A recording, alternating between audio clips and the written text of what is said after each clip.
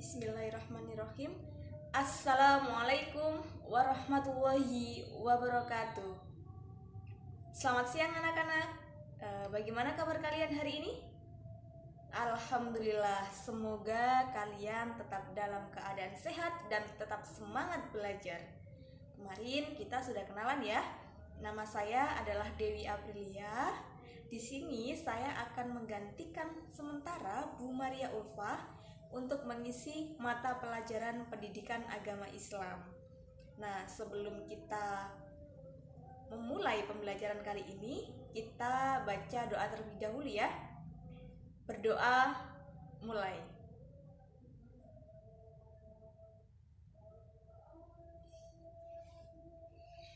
Berdoa selesai. Sebelum ke materi inti, kita bahas terlebih dahulu bab apa saja sih yang kita bahas di semester genap ini. Nah, pada semester genap ini kita akan membahas 5 bab, di mana bab pertama yaitu adalah malaikat selalu bersamaku, yang kedua adalah hikmah ibadah haji, zakat, dan wakaf dalam kehidupan, yang ketiga adalah dakwah periode Madinah, yang keempat adalah kewajiban menuntut ilmu, dan yang kelima adalah menghindari pergaulan bebas. Nah, sekarang selanjutnya kita akan membahas bab pertama, yaitu mengimani adanya malaikat-malaikat Allah. Di sini KD pengetahuan yang kita ambil yaitu adalah 3.4 dan 4.4 untuk keterampilannya. Yang 3.4 yaitu menganalisis makna beriman kepada malaikat-malaikat Allah SWT. Dan keterampilannya nanti yang akan dinilai yaitu menyajikan hubungan antara beriman kepada malaikat-malaikat Allah Subhanahu wa taala dengan perilaku teliti, disiplin, dan waspada.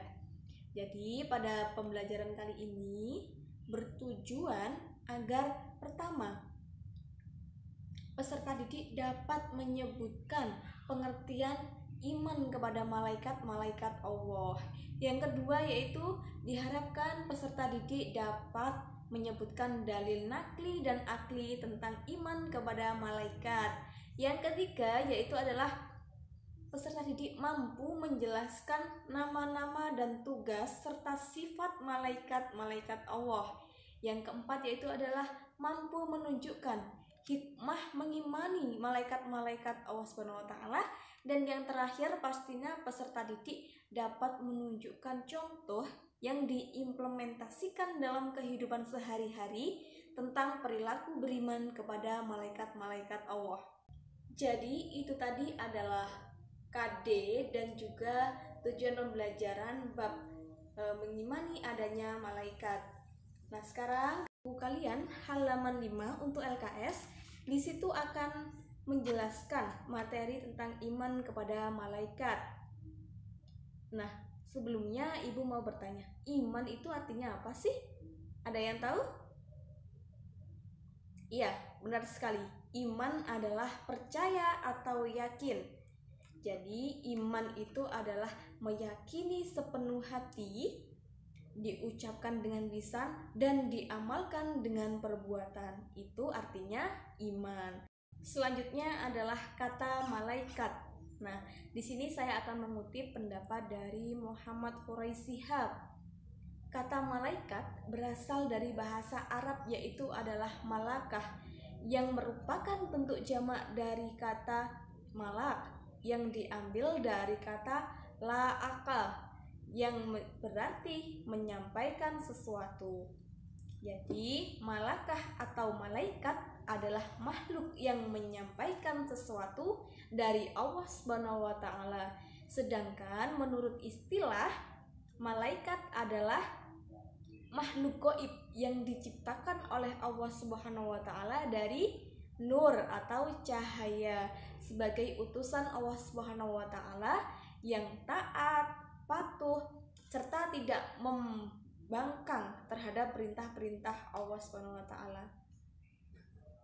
Jadi iman kepada malaikat adalah meyakini dengan sepenuh hati bahwa Allah Subhanahu wa taala menciptakan malaikat sebagai makhluk gaib yang diutus untuk melaksanakan segala perintahnya.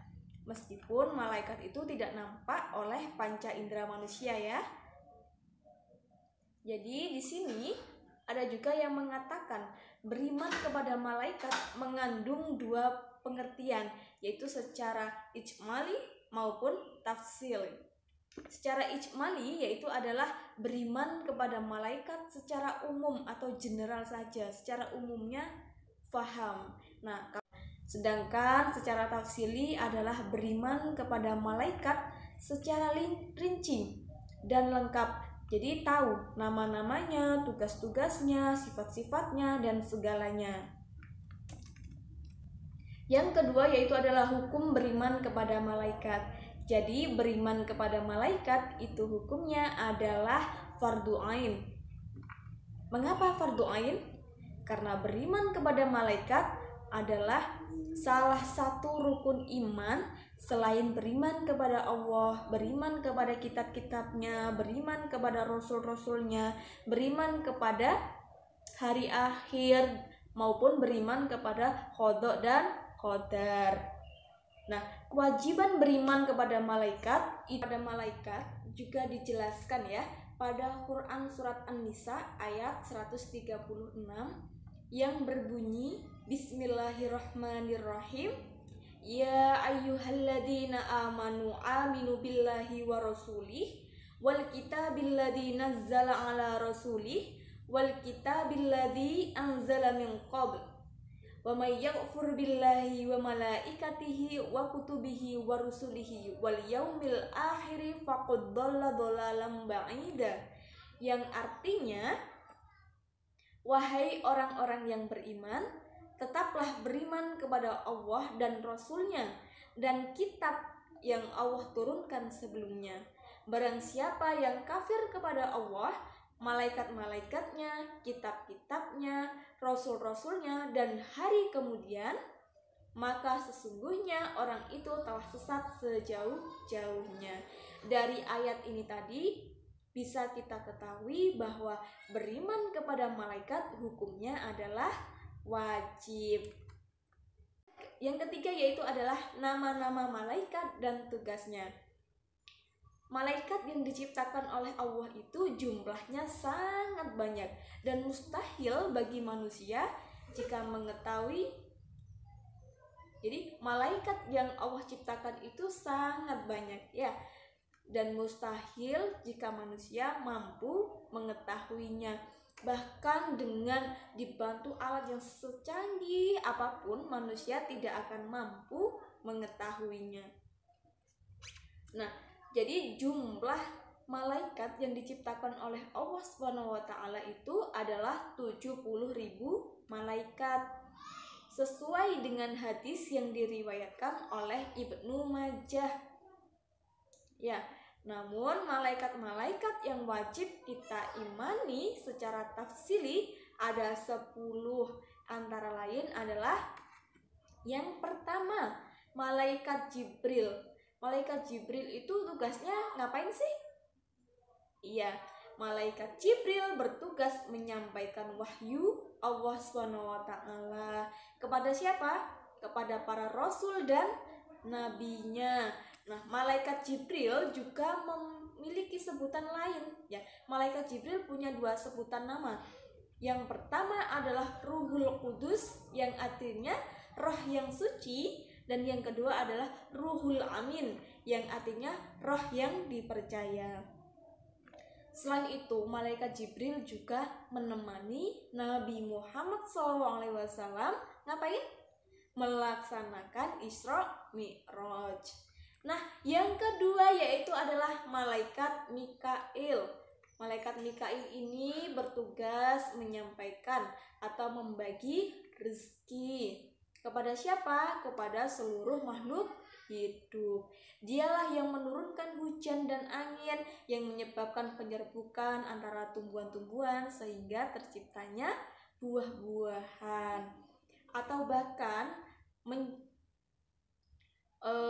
bahkan makanan dan minuman bagi makhluk hidup yang ada di dunia. Jadi itu tadi adalah tugasnya malaikat Mikail. Yang ketiga yaitu adalah malaikat Israfil. Tugasnya yaitu adalah meniup sangkakala. Jadi yang meniup sangkakala pada hari akhir nanti adalah tugasnya malaikat Israfil. Nah, yang keempat malaikat Izrail. Nah, tidak asing ya. Tugasnya ngapain anak-anak? Iya, benar sekali. Tugasnya adalah mencabut nyawa. Mencabut nyawa siapa? Mencabut nyawa seluruh makhluk hidup apabila ajalnya telah tiba. Nah, jadi malaikat Israel ini adalah salah satu makhluk Allah yang paling akhir meninggalnya nanti. Karena setelah mencabut seluruh nyawa makhluk hidup di alam semesta, baru malaikat Israel. Nah, yang kelima yaitu adalah malaikat Raqib. Malaikat Raqib itu tugasnya mencatat amal, dan malaikat Raqib itu berada di sebelah kanan kita, mencatat seluruh amal baik kita. Walaupun itu masih niat, itu akan tetap tercatat. Ya, yang selanjutnya adalah malaikat Atid. Kalau tadi ada Raqib, sekarang ada Atid. Ya, malaikat Atid yaitu adalah malaikat yang mencatat seluruh amal buruk. Amal buruk siapa? Amal buruk manusia. Nah, yang keenam sudah ya. Ya, sekarang yang ketujuh. Malaikat Mungkar yaitu bertugas. Nah, malaikat Mungkar ini punya teman yaitu adalah malaikat Nakir. Malaikat Mungkar Nakir bertugas menanyai di alam kubur setelah manusia tiada atau setelah manusia mengalami kematian. Nah, ke-9 yaitu adalah malaikat Ridwan. Nah, malaikat Ridwan ini adalah malaikat yang memiliki tugas menjaga dan memelihara surga ya. Dan yang terakhir yaitu adalah malaikat Malik. Tugasnya yaitu adalah menjaga neraka. Nah, dijelaskan juga bahwa malaikat Malik ini memiliki wajah yang sangat mengerikan dan pernah tersenyum itu hanya sekali saja kepada manusia. Kepada siapa? Ada yang tahu? Iya, kepada Nabi Muhammad SAW. Nah, di sini juga sifat-sifat para malaikat ini yang poin D ya, sifat-sifat malaikat. Jadi malaikat itu memiliki sifat-sifat yang berlainan dengan manusia. Hal ini digambarkan dalam sebuah syair dalam kitab Aqidatul Awam, yang artinya para malaikat adalah makhluk yang tidak berayah dan tidak beribu. Mereka tidak makan, tidak minum, juga tidak pernah tidur. Jadi malaikat itu tidak punya ayah, tidak punya ibu, tidak punya rasa lapar, baik untuk makan maupun untuk minum. Sedangkan sifat-sifat lainnya, ya di sini ya ada 14 sifat. Yang pertama adalah taat dan tunduk kepada perintah Allah SWT. Jadi memang malaikat itu selalu tunduk dan taat kepada perintah Allah SWT. Yang kedua yaitu adalah senantiasa bertasbih kepada Allah SWT tanpa bosan. Jadi malaikat itu selalu bertasbih kapanpun itu selalu. Jadi malaikat itu selalu bertasbih kepada Allah SWT. Yang keempat yaitu adalah memiliki kemampuan lebih dari makhluk Allah SWT yang lainnya. Selanjutnya yaitu adalah selalu melaksanakan perintah Allah SWT dan tidak pernah melalaikannya. Yang keenam yaitu adalah tidak pernah menyombongkan diri.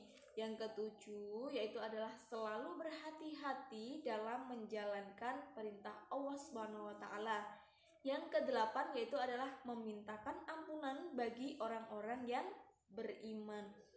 9 yaitu adalah turut mengamini orang yang sholat.